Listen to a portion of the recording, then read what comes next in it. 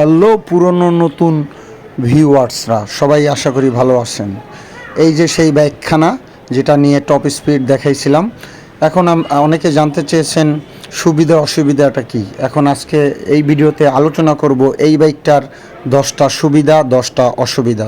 তো সাথে থাকুন, দেখতে থাকুন সুবিধা কি কি এই বাইকগুলোর। ওকে, সো আমরা প্রথম 10টা ভালো দিক নিয়ে আলোচনা করব। প্রথম হচ্ছে স্পেশাল লুক ডিজাইন, বাইকটা দেখতে খুব আগ্রাসী। দ্বিতীয়, মজবুত ইঞ্জিন পারফরমেন্স, 155 সিসি ইঞ্জিনের পাওয়ার অনেক গুড। তৃতীয়, স্মুথ রাইড এক্সপিরিয়েন্স, ভাইব্রেশন কম, চালাতে অনেক আরাম। চতুর্থ, ভালো মাইলেজ, প্রায় 40 থেকে 45 পর্যন্ত পাওয়া যায় হাইওয়েতে। পঞ্চম, ভালো বিল্ড কোয়ালিটি, সুজুকি বাইক মানে টেকসই, মাথায় রাখতে হবে। এবং 6 নম্বর, হ্যান্ডেলিং খুবই ভালো, কর্নার ও ট্রাফিকের কাঞ্জরগুলো খুব ভালোভাবে কাজ করতে পারে। ডিস্ক ব্রেক পারফরমেন্স ভালো, ব্রেকিং কন্ডিশন দেওয়া একদম মানে পারফেক্ট। 8, ইঞ্জিন হিট কম হয়, লং রাইডেও সমস্যা কম হয়, আরামসে ড্রাইভ করা যায়, তাতে কোনো প্রবলেম হয় না। নবম, আরামদায়ক সিট, ডেলি ব্যবহার ও মাঝামাঝি লং যেভাবে খুশি ব্যবহার করতে পারবেন, এটা একটা সুবিধা। 10, রিসেল ভ্যালু ভালো, পরে বিক্রি করলে ভালো একটা দাম, সুবিধা ব্র্যান্ড অনুযায়ী পাওয়া যায়। 10টা খারাপ দিক, এখন যাদের মন খারাপ হলেও কিছু করার নাই, যেটা ফেস করছি বলতেই হবে। নাম্বার 1, স্পিরিটটা খুব বেশি একটা ভালো না, স্পিরিট লাভারদের জন্য হতাশজনক, বেশি একটা পাওয়া যায় না।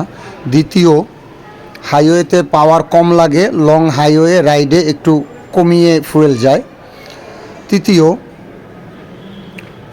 রিয়ার সিট ছোট, মানে পিছেরটা ছোট, বইলে আরামদায়ক খুবই কম, মানে আরাম লাগে না বললেই চলে। চতুর্থ, সাসপেনশন একটু শক্ত, খারাপ রাস্তায় ঝাঁকুনি হাতে লাগে, মাজায় লাগে, তবে একটা বোঝা যায় না কিট আছে। পঞ্চম, ফিক্সড কম, নতুন বাইকারের মতন আধুনিক ফিউচার নেই। এবং